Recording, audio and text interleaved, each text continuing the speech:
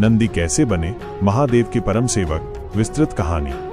नंदी केवल एक बैल नहीं है, वे भगवान शिव के प्रति भक्ति, शक्ति और अटूट निष्ठा के प्रतीक हैं।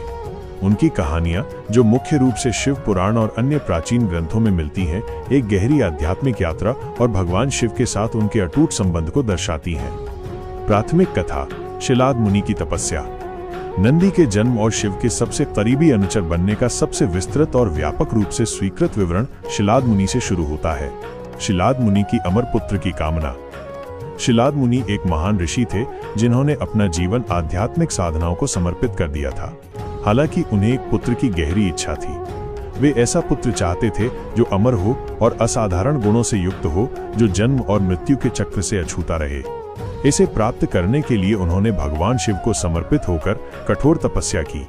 उनकी भक्ति इतनी गहरी थी कि वे सचमुच प्रकृति के साथ एकाकार हो गए, अपनी चेतना को अपने आसपास के तत्वों में विलीन कर लिया। शिव का वरदान और नंदी का जन्म। शिलाद की अटूट भक्ति से प्रसन्न होकर भगवान शिव उनके सामने प्रकट हुए। शिव वरदान देने वाले ने शिलाद की इच्छा पूरी की और उन्हें एक ऐसे पुत्र का वरदान दिया जो दिव्य, अमर और स्वयं शिव के अंश से उत्पन्न होगा।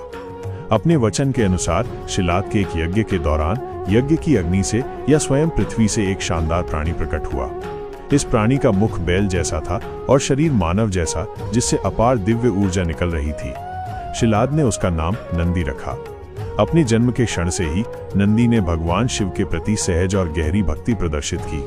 वे बड़े होकर वेदों और विभिन्न शास्त्रों को सीखने लगे, लेकिन उनका हृदय हमेशा महादेव पर केंद्रित था। भविष्यवाणी और नंदी की तपस्या। इस कहानी में एक मोड़ तब आता है जब दो ऋषि, मित्र और वरुण शिलाद के आश्रम में आते हैं। नंदी को देखकर उन्होंने एक गंभीर भविष्यवाणी की। नंदी अल्पायु थे और 1 वर्ष के भीतर मर जाएंगे। ये सुनकर शिलाद बहुत दुखी हुए, लेकिन नंदी अपनी सहज बुद्धि और भक्ति के साथ शांत रहे। उन्होंने अपने पिता को आश्वासन दिया कि यदि उनका जीवन वास्तव में छोटा है तो वे अपने शेष प्रत्येक पल को भगवान शिव को समर्पित करेंगे। नंदी तुरंत भागीरथी नदी गंगा के तट पर गए और एक तीव्र और कठिन तपस्या शुरू की। उन्होंने कठोर तपस्या की, केवल भगवान शिव का ध्यान किया। शिव का आशीर्वाद और नंदी का परिवर्तन। एक बार फिर नंदी की गहरी भक्ति ने भगवान शिव को प्रसन्न किया। शिव देवी पार्वती के साथ नंदी के सामने प्रकट हुए। अत्यधिक प्रसन्न होकर शिव ने नंदी को अमरत्व का वरदान दिया।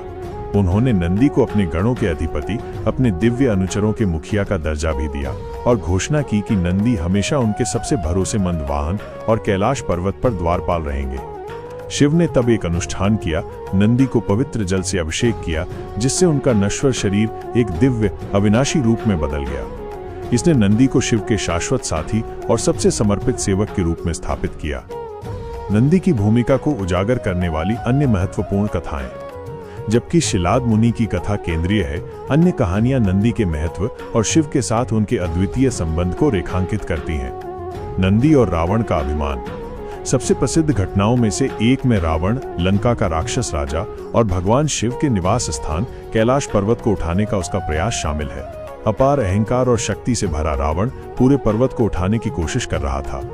ये नंदी थे, न कि स्वयं शिव, जिन्होंने शुरू में रावण का सामना किया।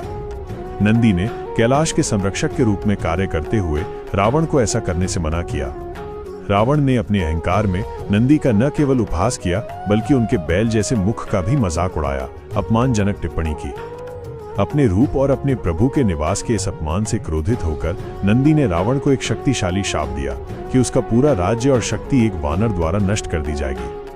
ये शाप प्रसिद्ध रूप से हनुमान के रूप में साकार हुआ, जिन्होंने रावण के पतन में महत्वपूर्ण भूमिका निभाई। इस प्रकार नंदी की शक्ति और शिव के क्षेत्र की रक्षा के लिए उनकी अटूट प्रतिबद्धता का प्रदर्शन किया। नंदी धर्म के प्रतीक के रूप में नंदी को धर्म, धार्मिकता का प्रतीक भी माना जाता है। कुछ व्याख्याओं में नंदी के 4 पैर धर्म के 4 स्तंभों का प्रतीक है: सत्य, शौच, पवित्रता, दया और तप। उनकी स्थिरता और अटूट स्वभाव स्वयं धर्म की स्थिरता और शक्ति का प्रतिनिधित्व करता है, जिसे शिव बनाए रखते हैं। नंदी का प्रतीकात्मक महत्व। प्रत्येक शिव मंदिर में नंदी की उपस्थिति हमेशा मुख्य देवता के सामने गहरे प्रतीकात्मक है। परम भक्ति। वे आदर्श भक्त का प्रतिनिधित्व करते हैं, जो भगवान की आज्ञा का धैर्यपूर्वक प्रतीक्षा करते हैं, हमेशा शिव पर केंद्रित रहते हैं। श्रवण और ध्यान।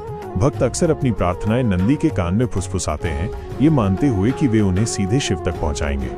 ये मौन प्रार्थना और केंद्रित इरादे के महत्व को दर्शाता है। निम्न प्रवृत्तियों पर नियंत्रण।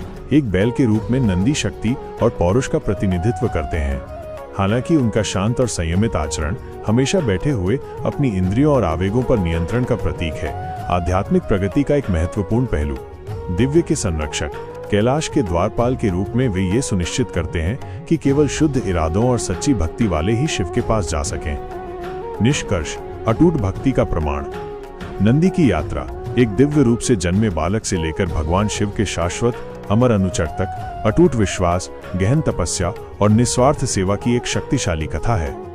वो एक निरंतर अनुस्मारक है कि सच्ची भक्ति किसी के रूप या उत्पत्ति की परवाह किए बिना सर्वोच्च आध्यात्मिक प्राप्ति और दिव्य के साथ एक शाश्वत संबंध की ओर ले जा सकती है।